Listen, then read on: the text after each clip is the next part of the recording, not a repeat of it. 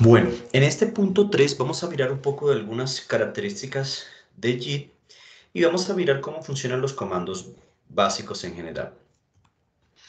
Entonces, algunas características en cuanto a los fundamentos de JIT. Como primero, casi todas las operaciones son locales, debido a que, como mencionábamos en un video anterior, todo se clona y se descarga localmente. Entonces, las operaciones son locales y dependo de mis recursos, mi máquina.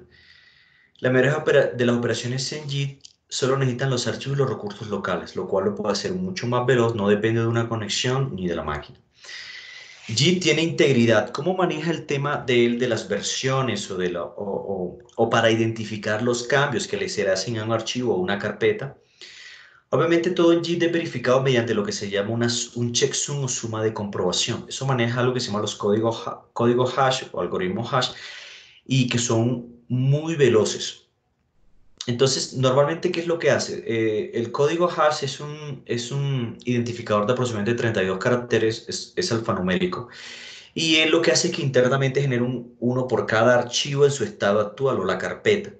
Entonces, si yo modifico el archivo, él, cada vez que uno manipula allí de alguna forma, él hace una revisión y genera y analiza el archivo y le hace una suma de comprobación y genera un código. De tal manera que si hubo un cambio en el archivo, él compara su código anterior con el nuevo y así identifica si hubo una diferencia. Lo mismo en una carpeta.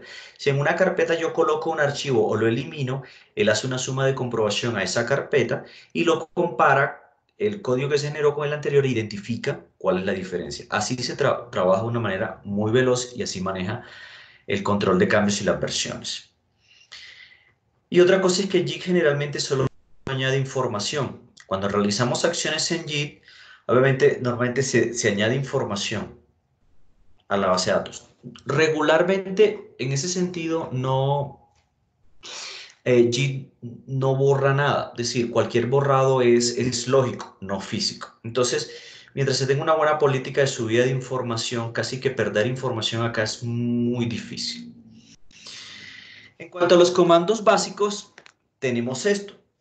Tenemos de este lado, tenemos el working copy o el repo local cuando se descarga la información. Los comandos que tenemos aquí, que no son todos los que existen porque son muchísimos más, hay unos comandos que se manejan a nivel local.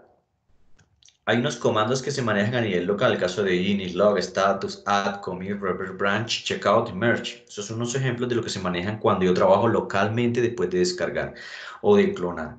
Y hay otros que manejo a nivel remoto, por ejemplo, el clonar, el traerme, el push para sincronizar el repositorio central remoto, el pull fetch, el pull request, el pull como tal. Vamos a mirar estos un poquito más en detalle, no los vamos a mirar todos porque son muchísimos, pero para tener una idea.